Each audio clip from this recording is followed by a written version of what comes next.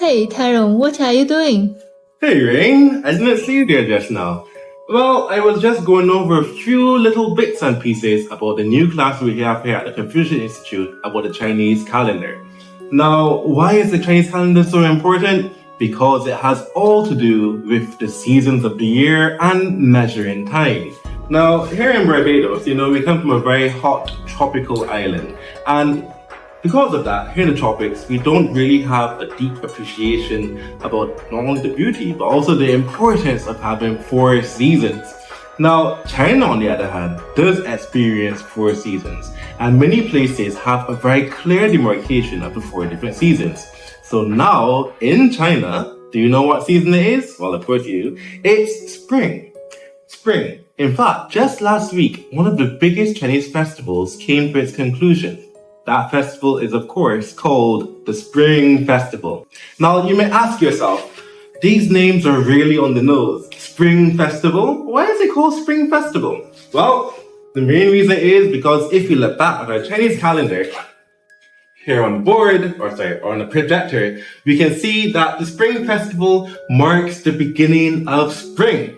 Now, coming from Barbados, or a small tropical island, or tropical island in general, you may ask yourself, what's the importance of celebrating spring? Why is it important to know when spring is going to start? Now, the answer is very simple. If we look at this calendar system here, we can see it looks a bit different from what we are accustomed to here in Barbados. We don't have January, February, March, and so forth. In fact, the different times of the year have what may seem like peculiar names. For example, start of spring, that's quite on the nose, isn't it?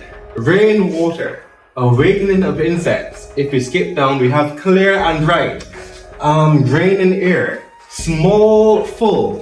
What do you think these things mean? Now, when I first went to China, over 12 years ago, I looked at these traditional names and I thought to myself, this makes no sense at all. How can you possibly tell the time or tell what time of year it is by this calendar system? But actually, to fully understand the traditional Chinese calendar, which is also known as Nong Li, you must look at the words it is made up of. Nong means farmer or agricultural, and Li simply means calendar system or way of measuring time. So the Nong Li, the traditional calendar, is also literally called an agricultural system of measuring time. So if we look at Spring Festival, which occurs during the start of spring, we know that when Spring Festival comes around, spring is starting. So not only does it have the ritual purpose of celebrating the spring, which is the start of the new year, rebirth, regrowth, all those good things, but it also has a very practical, pragmatic purpose, which is to tell us that spring is beginning. Now, if we also draw our minds back to the actual name of this calendar, the agricultural system of measuring time, we can see when spring starts, we know that it's definitely going to be getting warmer and warmer and warmer as the days go by. The snows begin to melt, you get more water, and you definitely get rain instead of snow. So right after start of spring, you have rainwater. When rain begins to fall, what happens? The awakening of insects. Your insects wake up. Now, as you know, when your insects wake up, that means that outside is getting pretty warm. The ground, which has been frozen for all of winter, is going to be thawing and melting and becoming ripe and ready for planting.